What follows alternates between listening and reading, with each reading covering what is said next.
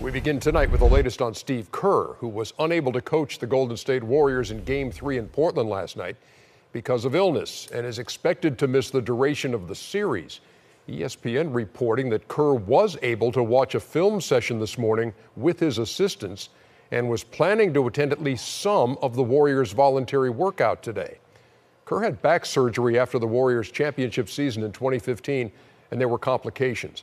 A leak of spinal fluid caused headaches and nausea so bad that Kerr missed the first 43 games of 2016. He has continued to deal with that kind of thing since returning to the bench.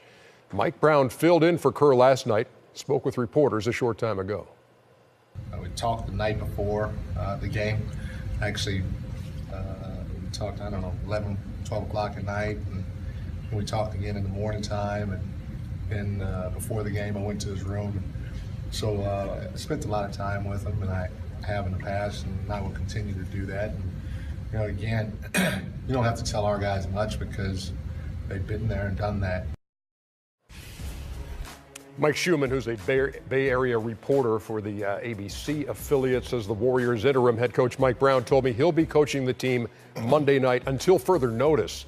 And Bob Myers, the GM, scheduled to update the situation at any time now. So Steve Kerr, they went 39-4. Remember when Luke Walton filled in, and then Kerr came back and they went 34-5, set the record for wins, and was the NBA Coach of the Year. Situation like this, though, you guys are the players. You're familiar with the voice of the head coach, Kenny. How does this all play out? This is kind of unfamiliar and uncharted territory. I've never had an instant like that where the coach was out during the NBA season. I think that would be different because in terms of your bench guys, because your head coach probably has a rotation in his head. Your assistant coach has another rotation.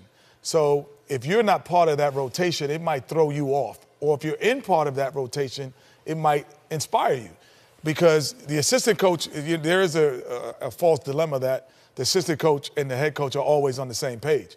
Some guys think that this guy's a little bit better, and they give other guys a little bit more rope. So Mike Brown probably has maybe like a guy like Iguodala or someone else. He's going to give a little bit more room and more rope than Steve Kerr might, and further on down the line. So that would be the only difference. The bench guys, not the starters. Guys like David West, Iguodala coming into the game, they might have less or more rope. And you have a guy here, if Steve Kerr is unable to coach, as is the situation now, in Mike Brown, a guy who's been to the NBA Finals before. He has a guy that's a pretty good coach, has pretty good coaching experience. And I watched the game last night, and I watched how he talked to the fellas. And again, I'm the one that always say when the general panics, the troopers panicked. The troops will panic.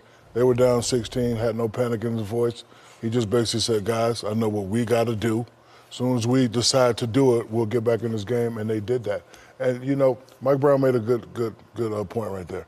When you're a veteran team and you know what you got to do, it's good if the coach is there, but if he's not there, for this reason, Steve Kerr's not going to be there. Wish him well because, we love Steve Kerr. But the guys know what they have to do. They're on a mission, and they're going to go out and try to fulfill that mission. I was going to say, above and beyond all of this basketball stuff is the fact that Steve Kerr, former colleague of ours and a good guy, and we just want him to get better, and we know that he's really been struggling with Well, this. number one, we want to wish Steve the best. He's a great guy, been a part of our NBA family for a long, extended period of time. But listen, they were 39-4 with Luke Walton last year. This team is terrific.